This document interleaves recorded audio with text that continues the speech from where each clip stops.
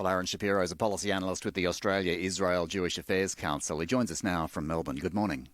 Good morning, Glen. What's your reaction to Bahrain and the United Arab Emirates agreeing to fully normalise relations with Israel?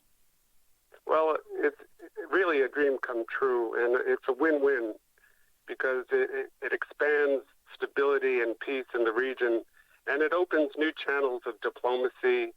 This has been something that Israel has said for a long time, that talking with your neighbors is how you bring peace. And so I think that this is a step in the direction that will bring more Israel into the community of nations in that area. Instead of feeling that they're surrounded by hostile neighbors, they'll be able to have a conversation that will ultimately lead to more peace.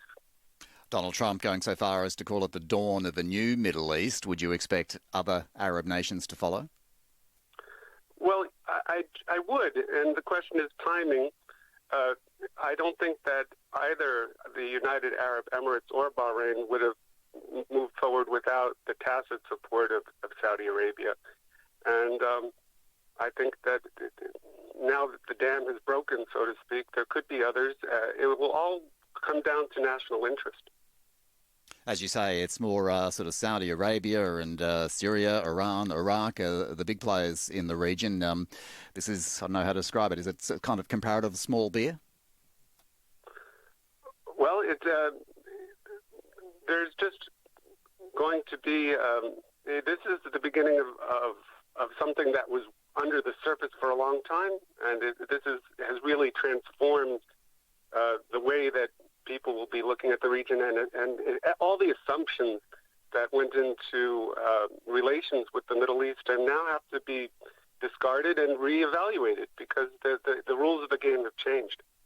The move's been condemned by Palestinian groups who've urged others not to follow. It's been described by their supporters as an insult to Palestinians, an utter disregard for human rights and international law, and a shameful betrayal of the Palestinian people in their quest for freedom, justice and peace.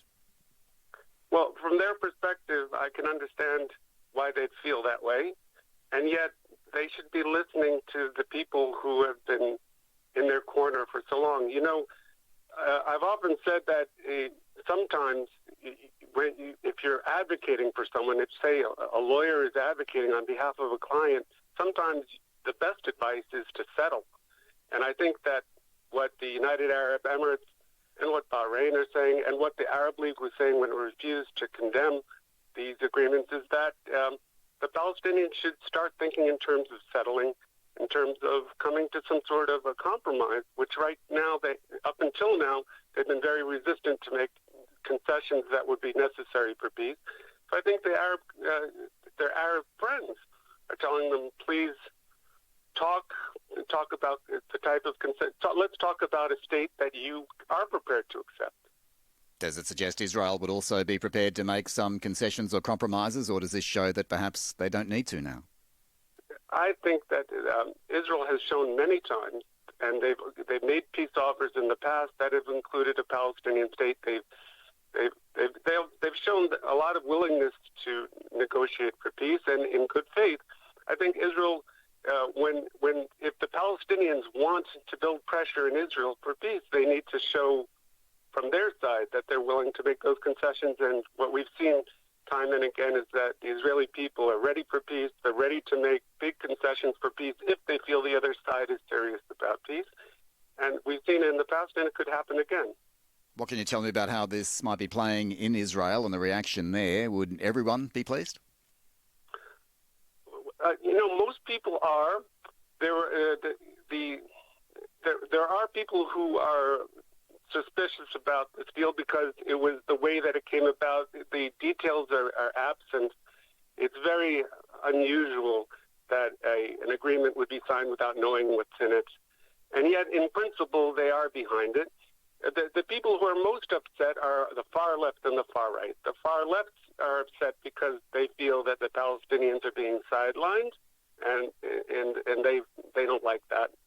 And the people on the far right feel that they've been betrayed on settlement issues, and in their perspective, perhaps they have.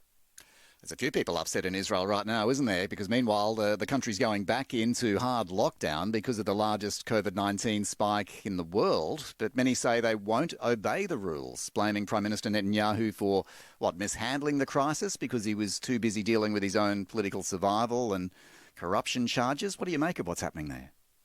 Well, there's no question that Israel has had a very bad second wave, and that a unity government that was promised to deliver a better outcome coming out of the first wave and help, it was really considered an emergency coronavirus government, has shown no unity. And you have the two big factions that had to agree to join, the Likud faction of Netanyahu and the blue and white faction of Benny Gantz. They've been acting like two separate governments that as if the opposition is inside the government.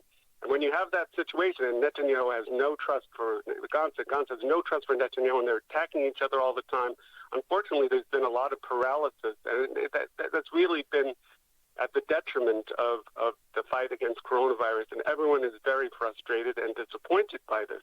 Now, Israel does have a coronavirus czar, a person who they put in charge of making policies, and yet his powers are not well defined.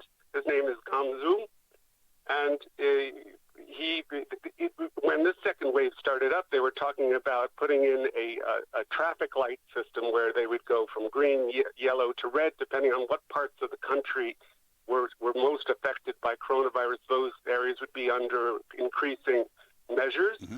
And the second wave just overtook like a tsunami. It overtook all that, and right now they're going into full lockdown. Let's see if people obey the rules. Ahron, thanks very much. Ahron Shapiro with the Australia-Israel Jewish Affairs Council joining us there.